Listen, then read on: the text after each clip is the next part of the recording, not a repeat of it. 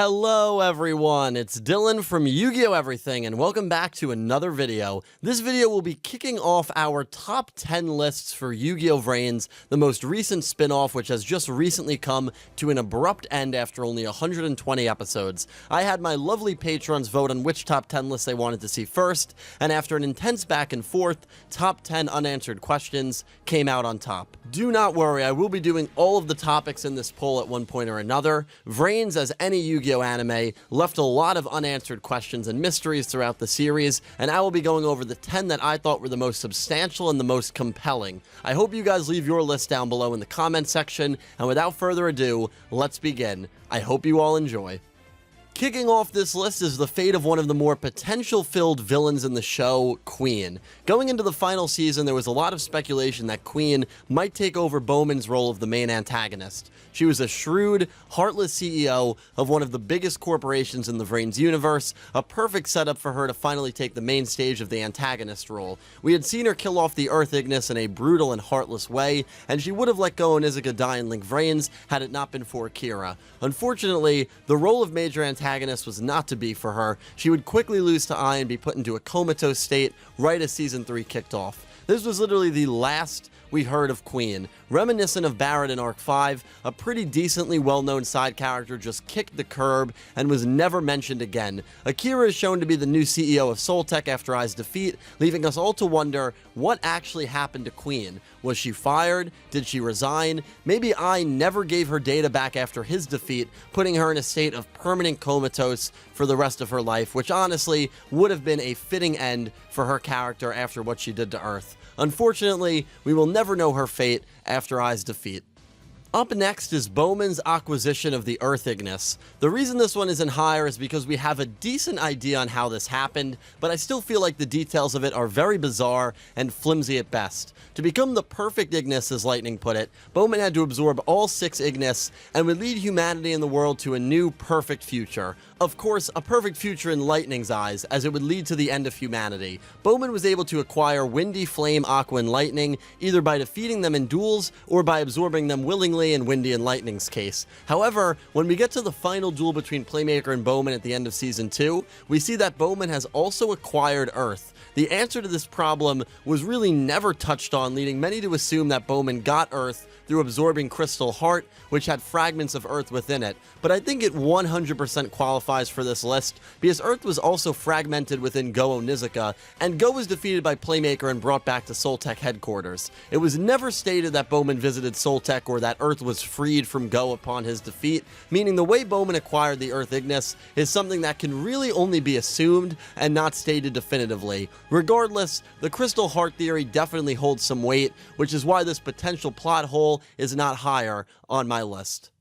Up next is a line from very early in the show, the first episode as a matter of fact. The very first time we see Yusaku Fujiki speak is to his classmate Naoki. While Naoki went on to be the MVP of the show, he teases Yusaku for sleeping in class right before Yusaku verbally tears him a new one. The line I always found peculiar that was never really touched on is right after the conversation ends, Yusaku wonders out loud if there is a 3 main monster zone limit right out of the blue. I think it's safe to say this is a little too random to chalk up to a coincidence. This is a line that definitively hints at Yusaku knowing about speed duels, even though this line and potential forgotten past never gets touched on again. Does he know about speed duels at this point in the show because of a connection with his Ignis? We probably will never know, and this line kind of became a throwaway line very early in the show.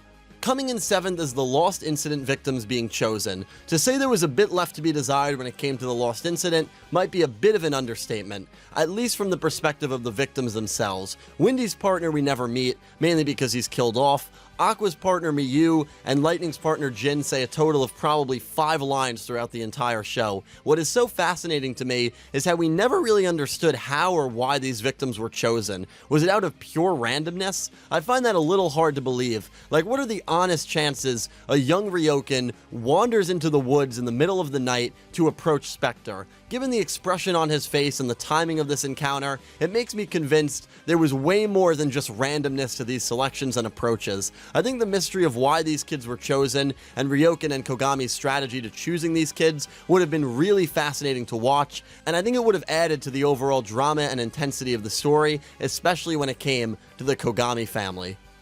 Up next, just missing out on the top 5, is Playmaker's fate at the end of Yu-Gi-Oh! VRains. The end of the show is basically one big unanswered question when it comes to the two most important characters. We know a few things regarding Playmaker's fate when it comes to the end of the show. We know that he is alive, he is seemingly on a mission to bring back his partner, and we also find out that nobody has seen or heard from him in 90 days, 3 whole months following the I and Playmaker duel. However, his fate is left pretty ambiguous outside of this information. What I find to be really fascinating regarding Playmaker's disappearance is that nobody has seen him or seems to know where he is, which is particularly interesting because you have the Knights constantly monitoring the network, Soltech monitoring the network, and I'm sure Shoichi Kusanagi is running scans from time to time, so that means Playmaker isn't in Link VRains, right? He has to be in some dark web part of the VRains that isn't even monitored, and I find that so fascinating. So the whereabouts of Playmaker during this final shot will most likely always be a mystery, and is definitely a partial reason as to why the VRains ending is one of the most open-ended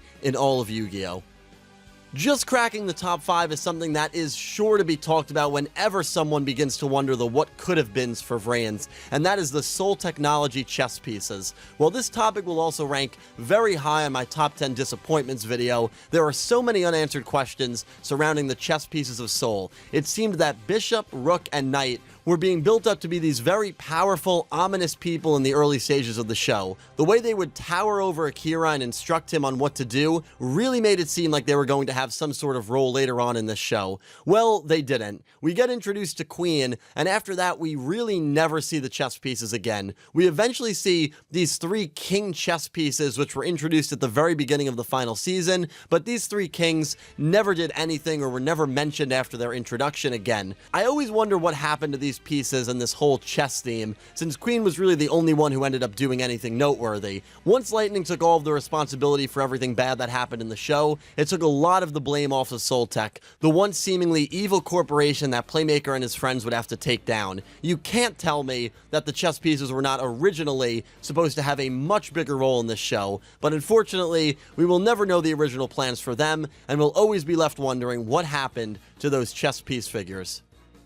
Coming in 4th is the mystery of Yusaku's Link Sense. I cannot be the only one who still feels like this was a concept that never got fully expanded on. We learned very early on in the show that Yusaku had an ability called Link Sense. While it was discussed often in the first season, it was barely touched on in season 2, and I actually don't think it was ever talked about in the final season at all. From what we understand, Link Sense allows Yusaku to see and understand things going on in the VRains without actually being logged in. He's also able to hear the screams and anguish of people in the VRains like we see in the Bohman duel. The mystery of Link Sense really stems from the perspective that we do not understand why he has it. Yusaku was one of 6 victims in the Lost Incident, and to our knowledge, Soulburner doesn't have this ability, Spectre doesn't have this ability. The true purpose or reason as to why Yusaku has this ability never gets addressed, and it's an ability that gets kind of written out of the show and addressed much less as the seasons roll on. Taking the bronze medal is another aspect of our main protagonist that we never got any information on, and that is the mystery of Yusaku's parents. It is mind-blowing to me that we never got any information on this topic, especially with how important parents had been the last 3 iterations of Yu-Gi-Oh! Even if his parents were killed or died, I think that would have gone a long way to make us feel more connected to Yusaku as a character, but sadly, his parents were never mentioned. We know after the Lost Incident, he went to therapy and had massive struggles with night terrors and PTSD, and I guess we just have to assume he went through these issues alone. It's not like this is a GX show or a Duel Monster show where no parents were shown to us either. We had information regarding Soulburner's parents, the Zaizen's parents, Revolver's parents, and while parents certainly did not have as big of a role as they did in Zexal or Arc 5, it's not like they were completely out of the storyline. That's why it will always be a massive mystery to me as to who Yusaku's parents are and what happened to them, and it is certainly a bit of a disappointment looking back on the series.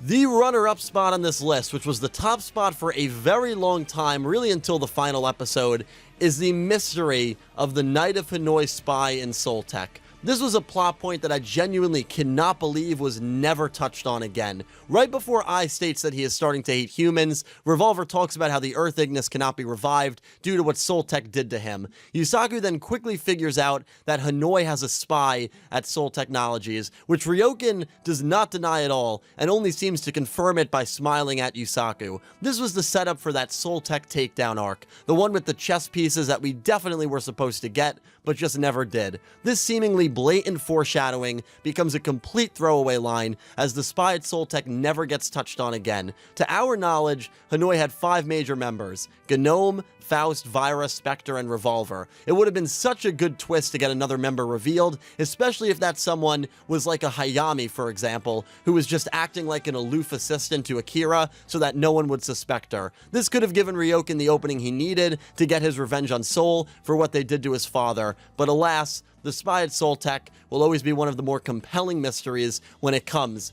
to Yu-Gi-Oh! VRains. A couple of quick honorable mention, Wendy's partner. Wendy's partner, I know there's going to be a few people in the comments that probably say, oh, why didn't you mention him? I personally believe he was killed off. I don't think that really is an unanswered question. I know there's a lot of people that will say, oh, but it sucks that we didn't get him or we didn't meet him, which I totally agree with. I totally understand. But because I do genuinely believe he was killed off, and that was the purpose of his character, to make Wendy, and in turn to make Lightning look more antagonistic and more demonic, that is the main reason why he is not on this list for me. And then the other honorable mention, Topologina Nabi. If Pandora used this card against Ai, which again, we have no idea what this card is, would she have won this duel? Would it have prevented Playmaker from having to kill Ai himself? And the true question is, how strong is Topologina Nabi? We unfortunately will never know. The biggest unanswered question when it comes to Yu-Gi-Oh! VRains is the Dark Ignis Ai's fate at the end of the show. For me, this has to be number 1. Ai seemingly dies during the final duel in episode 120 and joins the other 5 Ignis in the afterlife. The very final shot of the show is Ai's eye opening and him saying, huh?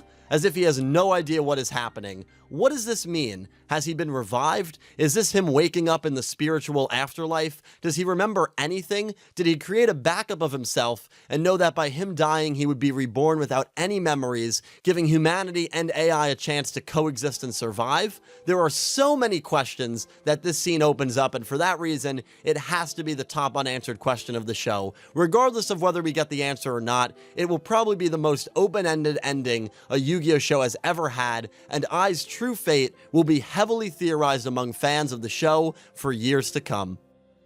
And that about wraps it up. Thank you all so much for watching. I really hope you enjoyed my top 10 unanswered questions in Yu-Gi-Oh! VRains. I'm excited to kick off all of these VRains related top 10 lists. I will be getting to all of them. Top 10 duels, disappointments, characters, duels we wish we saw, and it is going to be a lot of fun leading up to hopefully the Yu-Gi-Oh! 7 announcement at Jump Festa in mid-December. Please leave any questions you think I may have missed down below, or any order that you would rather put these in down below in the comment section. You know I love hearing from you guys. A special thank you to my Platinum tier patrons Alexa Baker, Glen McGookin, Jorge Carrillo, James Rose, Horace Maye, Goosey Q, Vincent Van Der Veen, Jordan Osceola, Smith620, FrostReaper, Jorge Leon, and Blue Maiden 28, and to my Diamond tier patron Jesse Wood, and to my Egyptian God tier patrons Joss Rivers, Melinda Phantom, and Syn Cloud. Thank you to everyone who is a patron, a channel member, and to everyone who just watches these videos, because without you guys, there is no way in hell I would be able to do this. I really hope you enjoyed the video. I will talk to you down below. Thank you so much for watching, and I hope you have an amazing day.